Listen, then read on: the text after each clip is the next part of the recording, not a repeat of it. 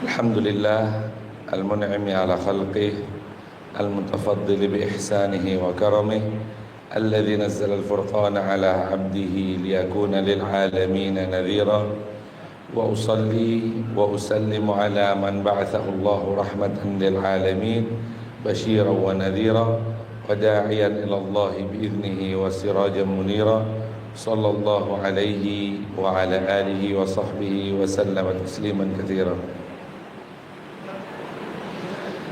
Jamaah sekalian yang dirahmati oleh Allah Subhanahu wa taala, alhamdulillah pada malam hari ini Allah Subhanahu wa taala sudah memudahkan langkah kita untuk sama-sama belajar agama, untuk sama-sama memperkuat diri kita dengan kajian-kajian tauhid, kajian-kajian akhlak, kajian-kajian yang mengajak kita untuk semakin takut kepada Allah Subhanahu wa taala dan membuat kita akan terjauh insyaallah dari maksiat-maksiat Allah Subhanahu wa taala. Jamaah sekalian yang dirahmati oleh Allah Subhanahu wa taala, insyaallah kita akan bahas pada malam hari ini tentang nasihat dari seorang yang bijak dan yang terkenal bijak, yaitu Luqman Al-Hakim. Luqman Al-Hakim ini diceritakan atau dikisahkan oleh Allah Subhanahu wa taala di dalam Al-Qur'an sampai ada satu surat khusus yang bernama surat Luqman, karena nasihat-nasihat atau kandungan-kandungan yang diberikan oleh Luqman Al-Hakim ini, yaitu ketika beliau menasihati anaknya sangatlah berharga dan patut untuk kita ambil pelajaran. Oleh karena itu jamaah sekalian yang dirahmati oleh Allah Subhanahu wa taala, kita akan belajar pada malam hari ini tentang nasihat dari seorang ayah kepada anaknya, yaitu nasihat dari seorang Luqman Al-Hakim. Al-Hakim di sini artinya adalah yang bijak. Ya, jadi kita tahu sama-sama arti dari hikmah. Hikmah itu adalah kebijaksanaan. Jadi seseorang kalau bijak, seseorang tersebut dikatakan Al-Hakim atau orang yang bijak. Tentunya kita akan menjelaskan sedikit siapakah Luqman yang dimaksud pada malam hari ini. Yang dimaksud Luqman ini adalah seseorang soleh, orang soleh yang hidup di masa sebelum Nabi Muhammad Sallallahu Alaihi Wasallam. Ada dua pendapat, namun ada pendapat yang lemah yang mengatakan bahwasanya Luqman adalah salah satu dari Nabi. Padahal Luqman yang dimaksud di dalam Al-Quran ini bukanlah salah satu dari Nabi yang Allah Subhanahu wa ta'ala utus untuk memberikan nasihat kepada kaumnya. Kita tahu sama-sama bahwasanya Nabi dan Rasul itu yang kita tahu hanya mungkin sekedar 25, tapi Nabi jumlahnya lebih dari itu, bahkan lebih dari 100.000 Nabi. Adapun Rasul jumlah yang pastinya Allah Subhanahu wa taala saja yang mengetahui, namun di dalam berbagai macam riwayat jumlah Rasul adalah 313 Rasul. Jadi bukan hanya 25 saja yang kita tahu, tapi banyak sekali. Dan juga Allah Subhanahu wa taala tidak memperinci semua nabi dan rasul itu kepada baginda Rasulullah Sallallahu Alaihi Wasallam. Jadi oleh karena itu kita juga tidak tahu semua jumlah-jumlah atau nama-nama nabi dan rasul. Sebuah riwayat dari Ikrimah menjelaskan bahwasannya Luqman ini adalah termasuk salah seorang nabi. Namun riwayat yang paling kuat adalah salah seorang soleh yang ada pada zaman sebelum Nabi Muhammad Sallallahu Alaihi Wasallam. Ada berbagai macam pendapat. Yang pertama dikatakan bahwasanya Luqman hidup di antara zaman Nabi Ibrahim dan Nabi Ismail alaihi wassalam. Dan ada juga pendapat yang mengatakan bahwasanya Nabi Muhammad sallallahu alaihi wasallam dan Nabi Isa itu ada kurang lebih sekitar 600 tahun. Dan Luqman hidup di antara Nabi Isa dan Nabi Muhammad sallallahu alaihi wasallam. Namun yang paling rajih atau yang paling mendekati kebenaran wallahu a'lam adalah hidup Luqman tersebut pada zaman Nabi Dawud alaihissalam. Dan Luqman termasuk salah seorang qadhi, salah seorang hakim yang hidup di zaman Nabi Dawud alaihissalam.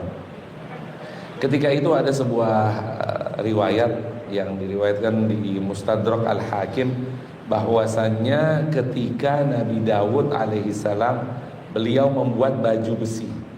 Nah, beliau membuat baju besi dan baju besi tersebut dipelintir oleh Nabi Dawud.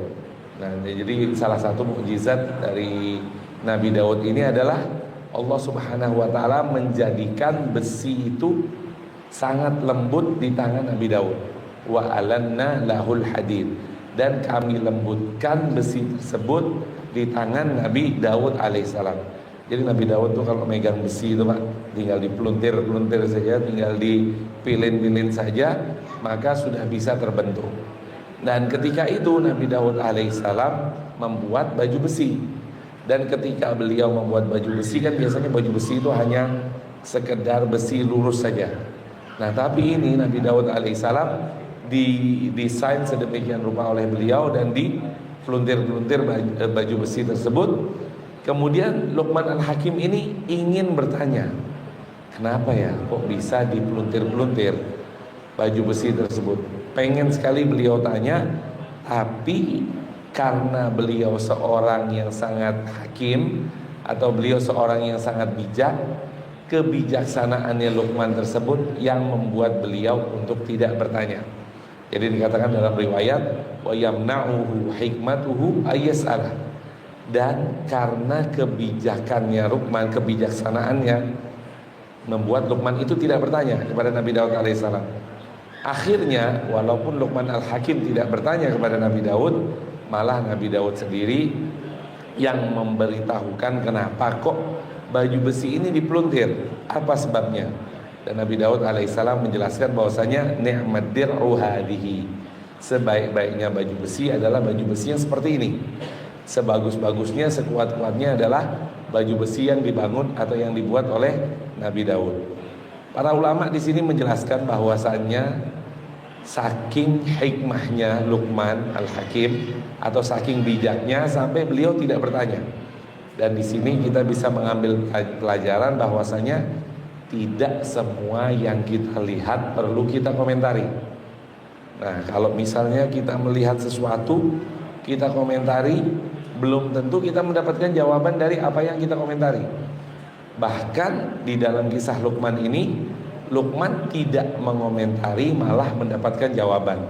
Jadi kita la nastajil, tidak terlalu bersegera, tidak terlalu cepat-cepat untuk mengetahui apa hikmah di balik semua ini. Jadi kalau kita melihat sesuatu ya, misalnya bapak-bapak, oh kok ini bisa begini, ibu-ibu, oh ini kok bisa begini, tidak usah kita terlalu cepat untuk berkomentar, dan tidak usah kita untuk mengomentari segala sesuatu. Karena apa? Karena pada waktunya semua akan jelas sendiri. Jadi kita cuma tunggu saja, kita bersabar saja, pasti suatu saat kita akan mengetahui apa hikmah di balik hal tersebut. Apa hikmah dan apa yang perlu kita ketahui, akhirnya kita akan tahu juga.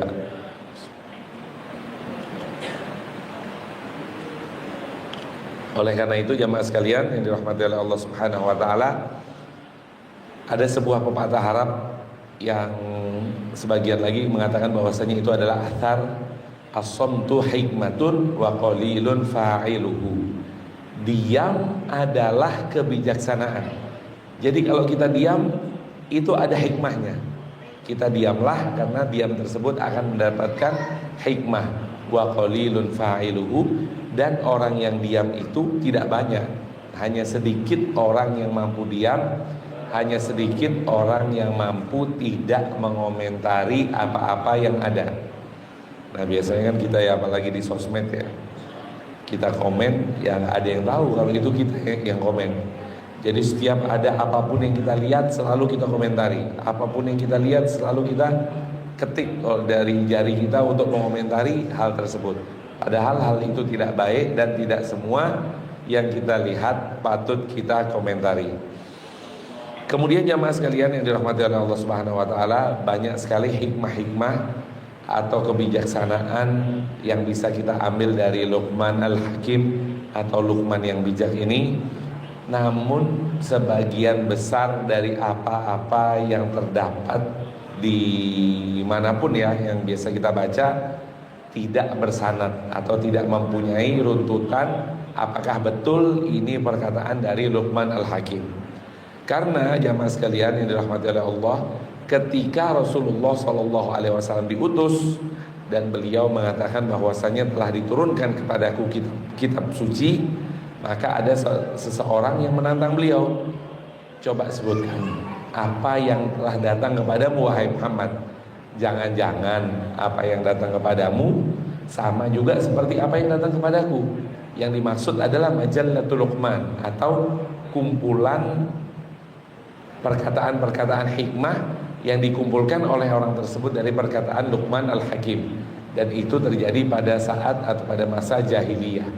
Jadi sebelum diturunkannya Al-Quran, mereka semua sudah pada tahu bahwasanya ada perkataan-perkataan bijak yang mereka dapatkan dan konon katanya bersumber dari Luqman Al-Hakim atau Luqman yang bijak tersebut. Maka ketika itu Rasulullah SAW berkata kepada orang tersebut, coba sebutkan apa saja yang kau punya. Ketika itu ditentang oleh Rasulullah SAW. Kemudian diucapkan oleh orang tersebut dan orang tersebut mengatakan bahwasanya Rasulullah SAW menjelaskan hadza qaulun hasan. Ini yang kau sampaikan ini adalah perkataan yang baik. Walladzi indi ahsanu minhu. Kemudian yang diturunkan kepadaku yaitu Al-Qur'an ahsan minhu atau lebih baik dan lebih utama dan lebih mulia dibandingkan dengan apa yang engkau sampaikan tadi. Memang betul apa yang engkau sampaikan adalah petuah-petuah, perkataan-perkataan bijak. Namun apa yang disampaikan kepadaku dari Allah Subhanahu wa taala adalah wahyu. Wahyu yang Allah Subhanahu wa taala turunkan kepada Luqman, wahyu yang Allah Subhanahu wa taala turunkan kepada Rasulullah sallallahu alaihi wasallam. Sekarang kita akan masuk jemaah sekalian yang dirahmati oleh Allah Subhanahu wa taala kepada ayat yang pertama. Ketika itu Luqman menjelaskan atau mengatakan, dan ini diabadikan oleh Allah Subhanahu wa taala di dalam surat Luqman ayat 12. Allah Subhanahu wa taala berfirman, "Walaqad ataina Luqmanal hikmah." Dan sesungguhnya Allah Subhanahu wa taala telah berikan hikmah atau kebijaksanaan kepada Luqman. Luqman yang dimaksud adalah hamba Allah Subhanahu wa taala yang soleh tadi. Anishkur lillah wa may yashkur fa inna ma yashkuru li nafsi. Allah Subhanahu wa taala melanjutkan ayat tersebut bahwasannya bersyukurlah kepada Allah. Anishkur lillah, bersyukurlah kepada Allah Subhanahu wa taala. Wa may yashkur fa inna ma yashkuru li nafsi. Bahwasanya barang siapa yang bersyukur kepada Allah, maka hakikatnya dia telah bersyukur kepada dirinya sendiri. Nah, jadi jamaah sekalian, kalau kita bersyukur kepada Allah Subhanahu wa taala, pada hakikatnya itu beruntung bagi kita sendiri. Dan Allah Subhanahu wa taala tidak perlu dan tidak butuh kepada kesyukuran kita. Karena dalam hadis lainnya Allah Subhanahu wa taala menjelaskan melalui lisan Rasulullah sallallahu alaihi wasallam, "Lau anna awwalakum wa akhirakum," kata Allah Subhanahu wa taala dalam hadis qudsi, kalau seandainya seluruh dari kita dari awal sampai akhir, dari penciptaan Nabi Adam alaihissalam sampai orang terakhir yang akan lahir di muka bumi ini, wa insakum wa jinnakum, dan dari golongan jin maupun dari golongan manusia. Nah, kita bisa bayangkan ya, golongan jin ada berapa ratus ribu, berapa ratus juta, golongan manusia ada berapa miliar yang ada di muka bumi ini, yang masih hidup maupun yang sudah mendahului kita. Kanu ala atqa qalbi rajulin wahidin minkum, kalau mereka semua bertakwa dan ketakwaannya semuanya sama standar. Standarnya seperti apa? Standar seperti orang yang paling bertakwa di muka bumi ini. Semua hati kita seperti hati Rasulullah SAW misalnya, atau seperti hati malaikat Jibril alaihissalam. Apa kata Allah Subhanahu wa taala? Ma zada dzalika fi mulki syai'ah. tidak bertambah kekuasaanku sedikit pun. Jadi apa maksudnya di sini jamaah? Kalau kita semuanya bertakwa kepada Allah Subhanahu wa taala, itu tidak mempengaruhi kekuasaan Allah. Kekuasaan Allah sudah bagus, kekuasaan Allah sudah hebat, bahkan sebelum Allah Subhanahu wa taala menciptakan langit dan bumi. Bahkan sebelum Allah Subhanahu wa taala menciptakan jin dan manusia.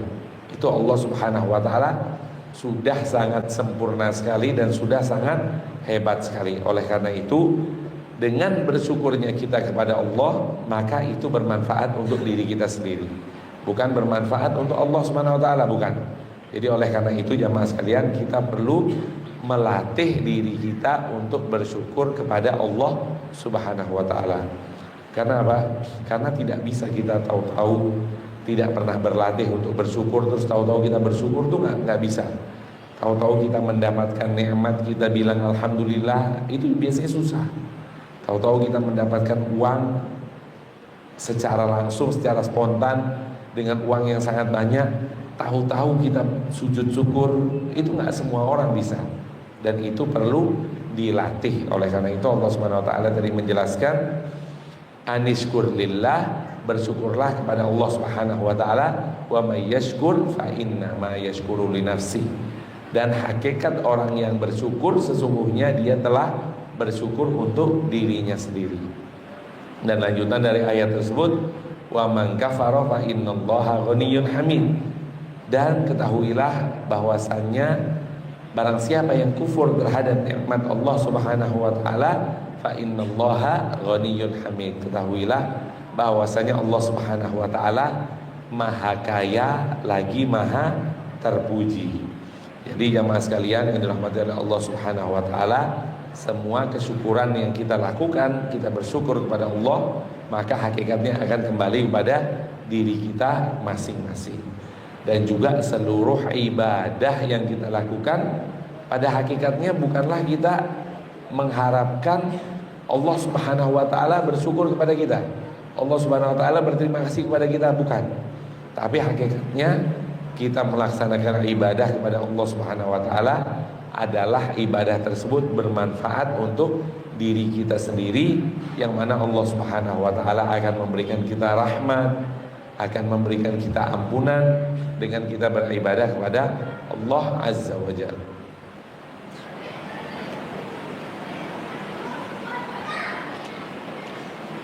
Karena jamaah sekalian dikatakan di ayat lainnya, Allah Subhanahu wa taala berfirman, "Wa ma tuqaddimu li anfusikum min khairin tajiduhu 'indallah." Dan apa-apa yang kita perbuat dari kebaikan pasti akan kita dapatkan di sisi Allah Subhanahu wa taala. Apa yang kita dapatkan? Yaitu pahala yang Allah Subhanahu wa taala berikan kepada kita.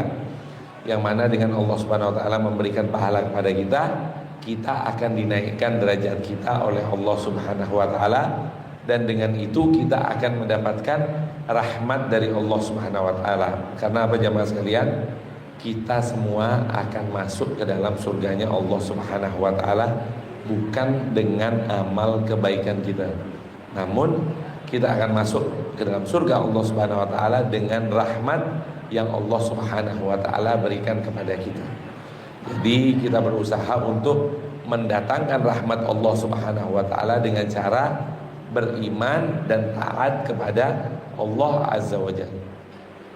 Kemudian jemaah sekalian, di ayat berikutnya di dalam surat Luqman ayat ke-13, Allah Subhanahu wa taala berfirman, "Wa idz qala Luqmanu libnihi wa huwa ya'idhuhu ya bunayya la tusyrik billah innasyirka la dzulmun 'adzim."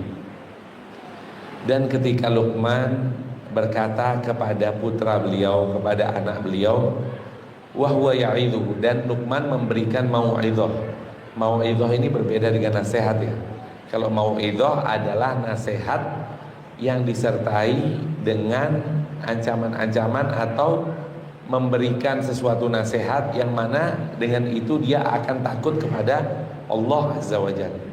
Wa huwa ya'idhuhu, dan Luqman memberikan nasihat kepada putranya, ya bunayya la tusyrik billah, wahai anakku janganlah engkau mensekutukan Allah. Di sini Luqman memilih diksi yang sangat baik sekali ketika menasehati anak beliau, yaitu ya bunayya, wahai anakku. Berbeda antara ya bunayya dan ya ibni. Ya ibni, wahai putraku. Ya bunayya juga wahai putraku, namun lebih sopan. Lebih sopan, lebih lembut dibandingkan dengan ya ibni. Dan ini sama dengan nasihat seorang nabi, yaitu Nabi Nuh alaihissalam, ketika mengetahui anaknya berbuat syirik, anaknya tidak beriman kepada Allah subhanahu wa ta'ala. Maka Nabi Nuh alaihissalam menasehati putranya untuk naik ke bahtera tersebut, untuk naik ke kapal, yang mana dengan naik ke kapal tersebut dia akan selamat dari azab Allah subhanahu wa ta'ala. Kata Nabi Nuh alaihissalam, ya bunayya irkam ma'ana. Ya bunayya, wahai putraku, irkab ma'ana. Atau dalam bacaan yang kita baca riwayat Hafs, irkab ma'ana, naiklah bersama kami di atas bahtera ini. Nah, ketika itu putra beliau tidak beriman kepada Allah dan mengatakan bahwasanya sa'awi ila jabalin ya'simuni minal ma. Udah ayahku, aku tidak akan mau naik ke kapalmu, aku tidak akan mau naik ke bahteramu, karena aku akan naik ke gunung yang tinggi, yang mana gunung tersebut tidak akan mampu membuatku tenggelam dari banjir. Nah, dan di sini yang kita mau garis bawahi adalah walaupun anak tersebut berbuat syirik, anak tersebut berbuat kesyirikan kepada Allah Subhanahu wa taala, namun tetap dinasehati dengan sangat lembut, dengan sangat baik, yaitu ya bunayya, wahai anakku.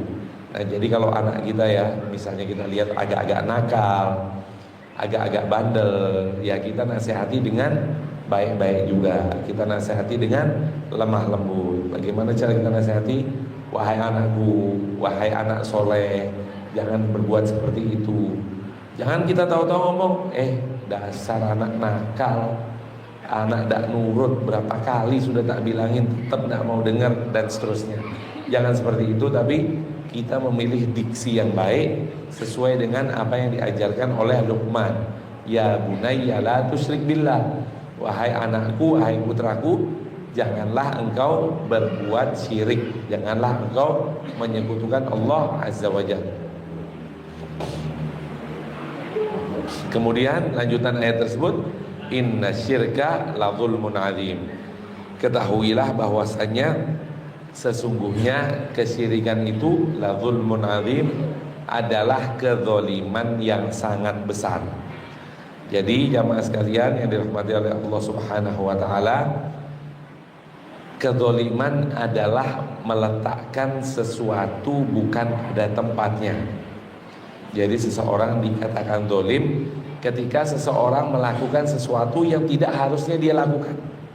Seharusnya dia tidak mengganggu orang, maka dia mengganggu orang.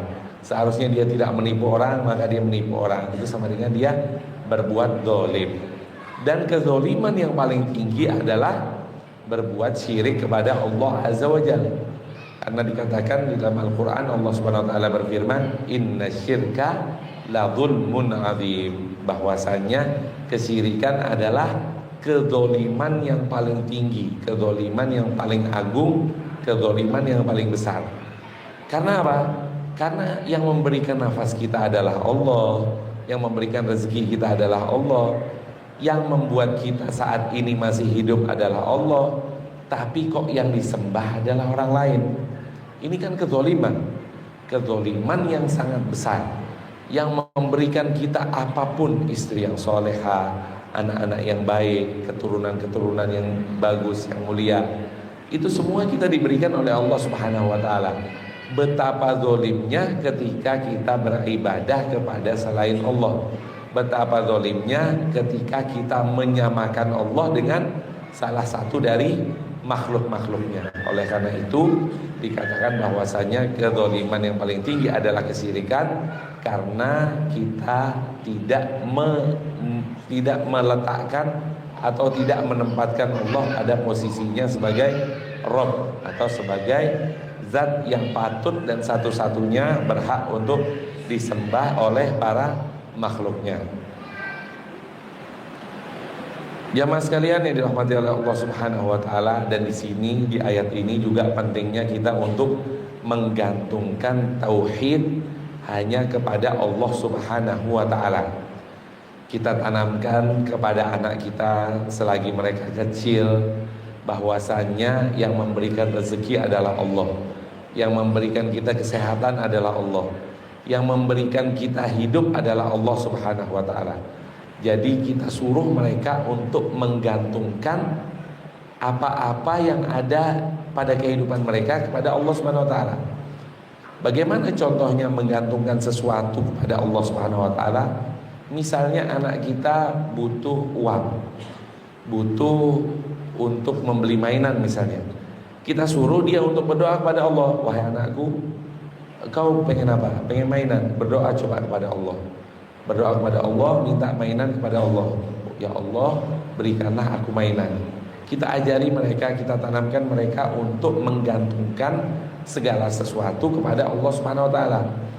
Kalau dia sudah berdoa, kemudian dia datang lagi, wahai ayahku, aku sudah berdoa tadi, aku sudah meminta kepada Allah Azza wa Jalla, maka kita belikan mainan atau kita berikan uang untuk membeli mainan. Dengan itu mereka tahu bahwasannya yang memberikan rezeki kepada mereka adalah Allah Subhanahu wa taala, dan mereka tidak menggantungkan segala sesuatu kepada orang tuanya.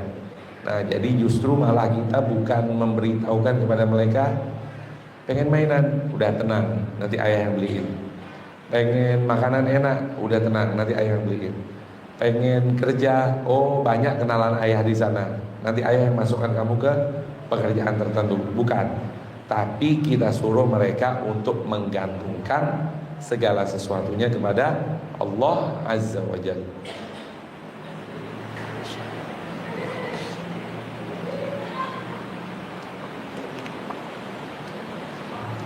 Kemudian jamaah sekalian yang dirahmati oleh Allah Subhanahu wa taala,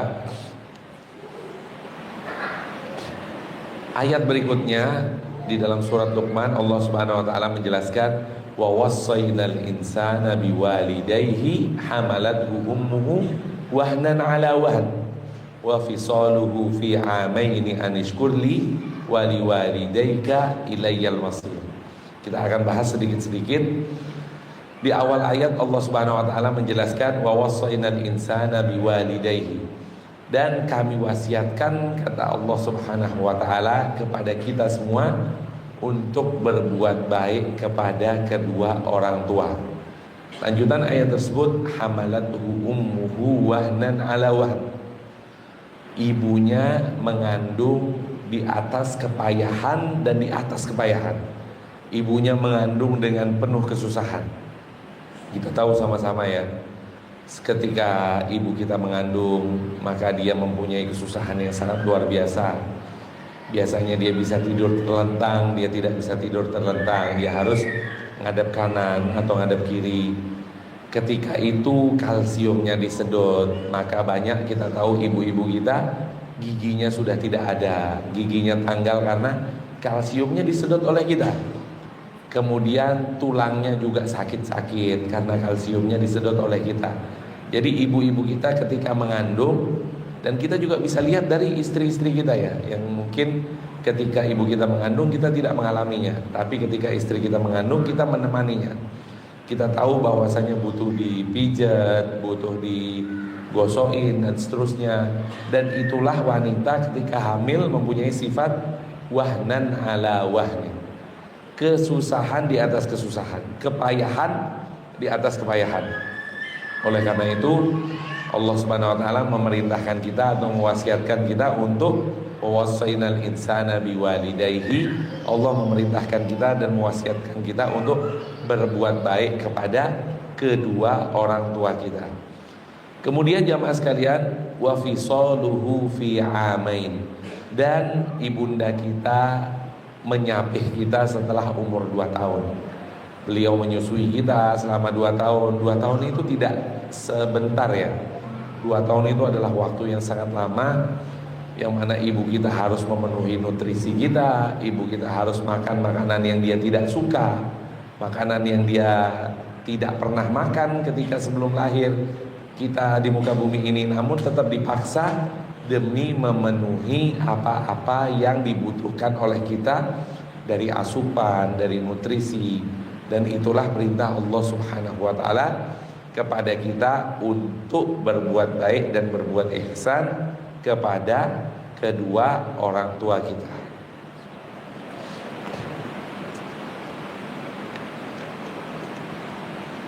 Di akhir ayat Allah Subhanahu wa taala menjelaskan, aniskurli wa liwalidayka ilayyal masir. Dan bersyukurlah kalian kepadaku, kata Allah Subhanahu wa taala, wa liwalidayka, dan kepada orang tua kalian semua atau pada orang tuamu, ilayyal masir, dan kepadakulah tempat kembali. Dan di ayat ini Allah Subhanahu wa taala menjelaskan dan lebih mendominankan kisah ibu dibandingkan dengan kisah ayah. Dan kita tahu juga di dalam hadis lainnya bahwasannya Rasulullah Shallallahu alaihi wasallam pernah ditanya, man ahaqqun nasi bi husni sahabati ya Rasulullah? Siapakah seseorang yang paling aku berhak untuk berbuat baik kepadanya? Maka dijawab oleh Rasulullah Shallallahu alaihi wasallam, ummuka, ibumu, kemudian ibumu, kemudian ibumu, baru yang keempat adalah ayahmu. Tapi di sini berbagai macam pendapat ulama menjelaskan bahwasanya taat kepada kedua orang tua itu sama hukumnya. Jadi taat kepada ayah sama taat kepada ibu itu sama derajatnya. Jadi bukan berarti kita taat kepada ibu 3/4, taat kepada ayah udahlah sisa-sisanya saja, 1/4 saja, bukan. Tapi hukum kita taat kepada ibu dan taat kepada ayah hukumnya adalah sama. Kenapa seperti itu? Karena dijelaskan pada ayat-ayat lainnya juga agar kita taat kepada kedua orang tua. Seperti ayat waqfid lahuma janahad dzulli minar rahmah. Kita diperintahkan untuk tidak berbuat sombong kepada kedua orang tua, dan ayat-ayat lainnya. Dan kenapa di ayat tadi Allah Subhanahu wa taala lebih mendominankan ibu dibandingkan ayah? Karena pada dasarnya anak lebih berani kepada ibunya dibandingkan kepada ayahnya. Kadang nih, kalau dia dimarahin sama ibunya, dimarahin sama uminya, sama bundanya, masih bisa dia ngelawan, masih bisa dia jawab. Tapi kalau dimarahin sama bapaknya, sama ayahnya, biasanya lebih takut. Wah, was ya, nanti tak bilangin ya kalau ayahnya datang dari kerja, nanti saya laporin. Nah, biasanya anak-anak tuh lebih takut. Udah mama jangan ya, jangan dilaporin ya. Kita insya Allah gak seperti itu lagi. Jadi karena ibu lebih sering untuk dilawan atau lebih berani anak untuk melawan ibu, oleh karena itu di sini di ayat ini ditekankan oleh Allah Subhanahu wa taala agar lebih taat kepada ibu. Dan juga jamaah sekalian yang dirahmati oleh Allah Subhanahu wa taala, ada sebuah kisah ketika itu Imam Malik ditanya. Imam Malik ini imam Darul Hijrah atau imamnya para penduduk Madinah. Ketika itu ditanya bahwasanya ada seseorang yang bertanya kepada beliau, wahai Imam Malik, gimana ini? Saya disuruh taat kepada kedua orang tua. Bapak saya nyuruh saya datang ke rumahnya, ibu saya melarang. Gimana, mana yang harus saya lakukan? Kata Imam Malik, kita berusaha untuk taat kepada keduanya. Engkau datanglah ke rumah ayahmu dan carilah keridhaan orang tuamu yang perempuan atau ibumu. Caranya bagaimana? Ya kita gak usah juga bilang bahwasanya kita datang dari rumah ayah kita. Kita datang setelah silaturahim kepada ayah kita. Misalnya kedua ibu bapak ini sudah cerai ya, sudah cerai atau sudah berpisah, maka kewajiban seorang ayah adalah tidak boleh menjelek-jelekan mantan istrinya atau ibu dari anak tersebut kepada anak tersebut.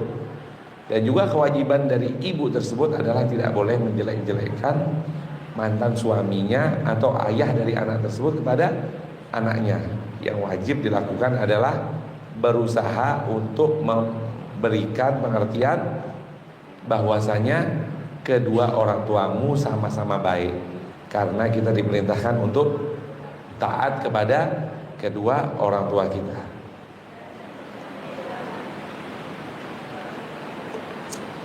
Kemudian jamaah sekalian yang dirahmati oleh Allah Subhanahu wa taala, di dalam hadis lainnya juga Rasulullah sallallahu alaihi wasallam menjelaskan, anta wa maluka li abi. Engkau dan hartamu adalah milik ayahmu. Jadi di sini statusnya sama ya. Taat kita kepada ibu dan taat kita kepada ayah statusnya sama di hadapan Allah Subhanahu wa taala. Namun tetap kita harus lebih memuliakan ibu kita dibanding ayah kita. Namun tetap ketaatan harus kita perlakukan sama kepada ayah dan kepada ibu. Dan penting juga kita memberitahukan ya sebagai ibu-ibu, memberitahukan bahwasanya nak, engkau walaupun tetap patuh dan taat kepada ibu, jangan juga melupakan jasa ayahmu. Ketika ibu hamil, ibu tidak bisa apa-apa, yang ngurusin semua pekerjaan rumah ya ayahmu nak. Yang paginya dia keluar mencari rezeki, membanting tulang untuk mencukupi kebutuhan ibu. Dan ketika malam hari ayahmu lah yang membantu mengurusi adik-adikmu. Jadi jangan pernah engkau mendurhakai ayahmu. Begitu juga kita sebagai ayah, kita memberitahukan kepada ibu, kepada anak kita, lihatlah nak, bahwasanya ibumu yang mengandungmu selama 9 bulan, ibumu yang menyusuimu selama 2 tahun. Karena apa? Karena tidak mungkin kita sendiri yang bilang kepada anak kita. Dan itu biasanya agak sedikit canggung ya. Nah, kamu tahu kan, bapak yang cari uang. Kamu tahu kan, bapak yang dari pagi sampai malam berusaha untuk memberikan kamu uang untuk SPP. Itu kan agak canggung ya. Berbeda kalau ibu yang memberi nasihat bahwasanya, nak, lihat ayahmu, dia bekerja keras, dia berusaha, dia berbuat semaksimal mungkin untuk kita semua.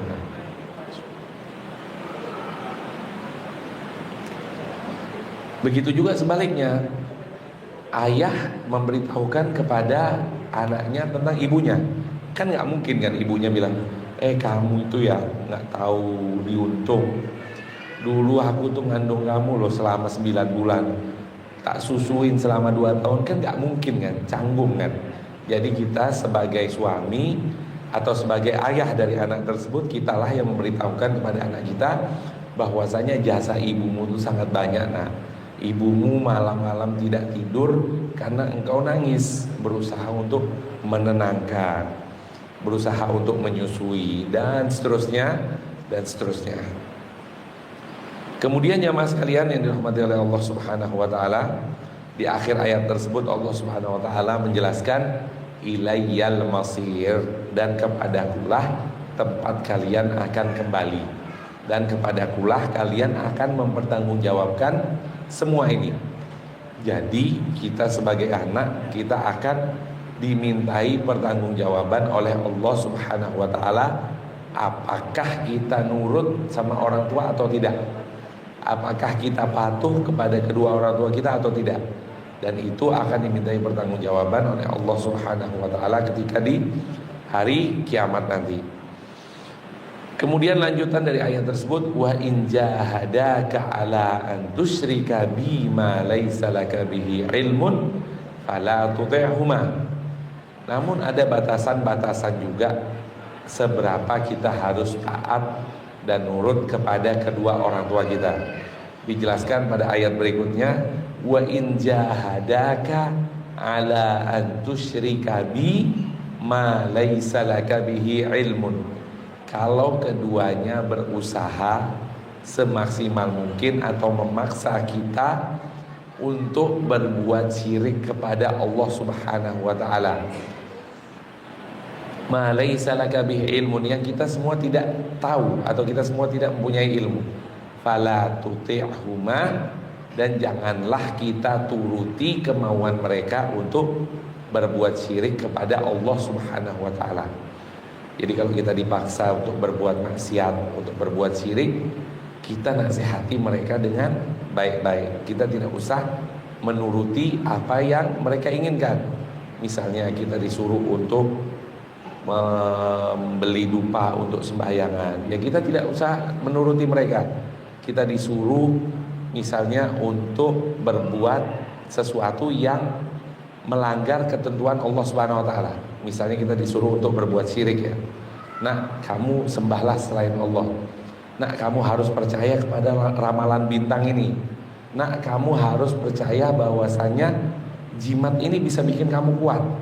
Nah, kalau kita disuruh berbuat syirik kepada Allah Subhanahu wa taala, maka kita tidak usah berbuat syirik. Kita tidak usah mentaati perintah orang tua yang mana tidak atau jauh dari ketaatan kepada Allah Subhanahu wa taala, karena ada kaidahnya yaitu la ta'ata li makhluqin fi ma'siyatil khaliq.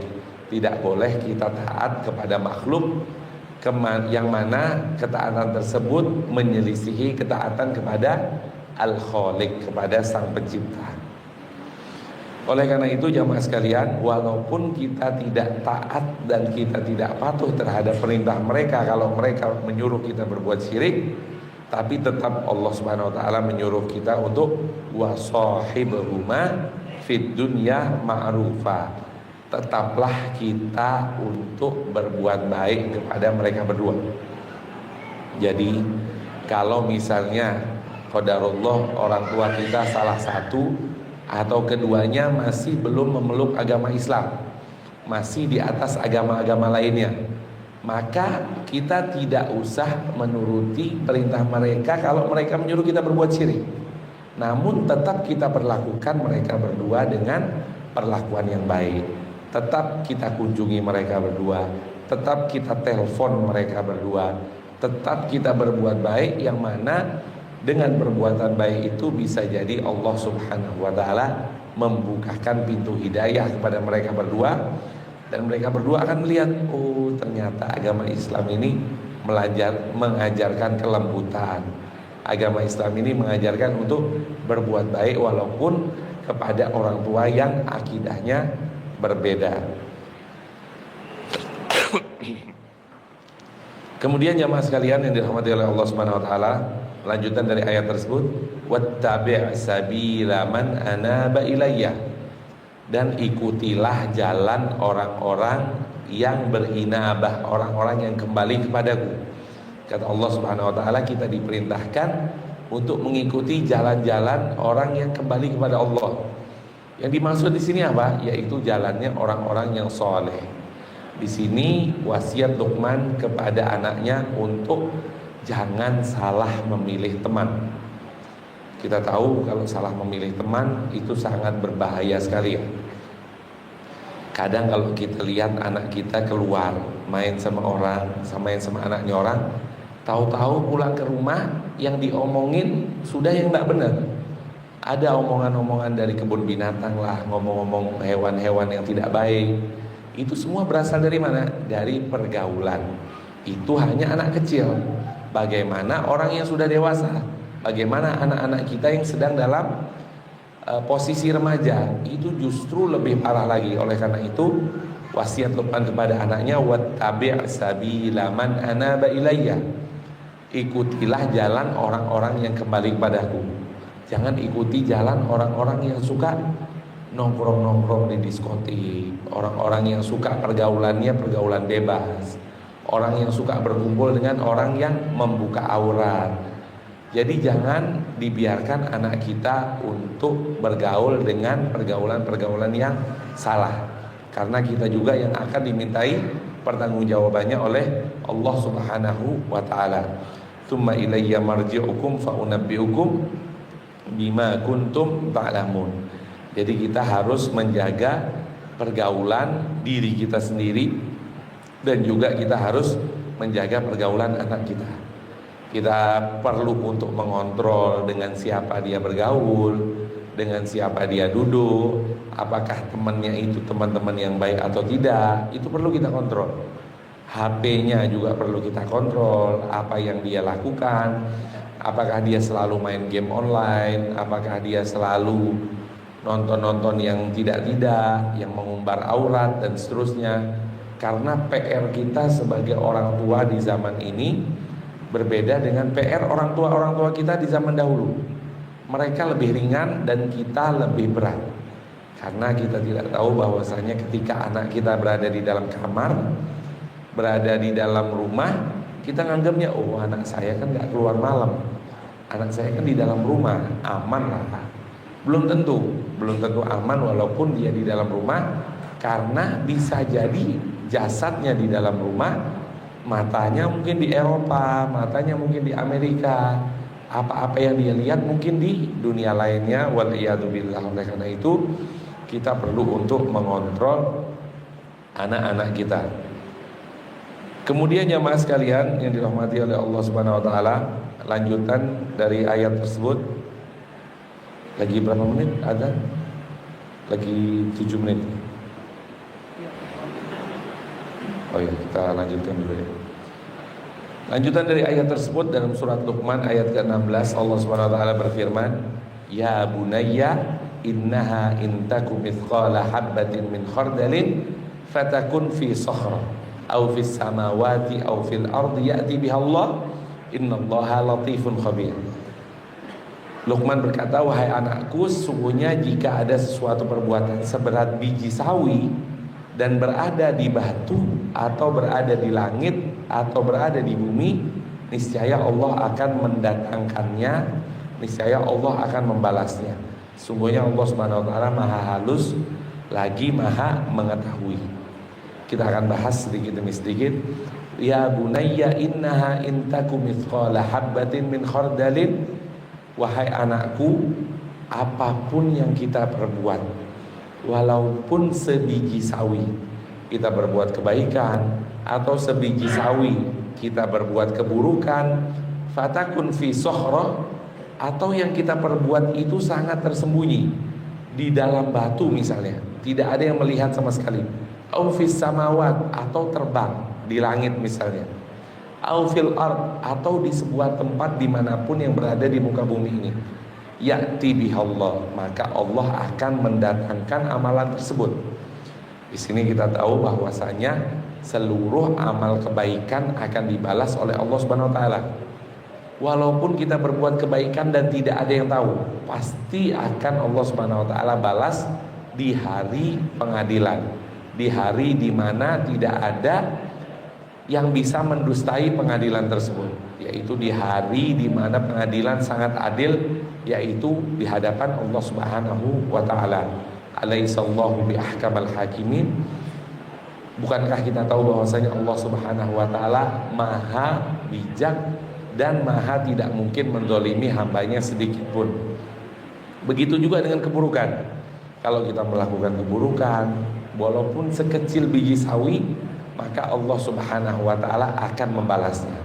Di sini kita perlu tahu bahwasanya di muka bumi ini keburukan kita tidak terlihat, tapi di hadapan Allah Subhanahu wa taala apapun yang kita perbuat, walaupun tidak ada yang mengetahui, tetap dicatat oleh Allah Subhanahu wa taala dan dicatat oleh para malaikat Allah Subhanahu wa taala. Dari akhir ayat Allah menutup dengan innallaha latifun khabir. Sungguhnya Allah Subhanahu wa taala Maha lembut, Maha halus, dan Maha mengetahui apa yang dilakukan oleh para hamba-hambanya.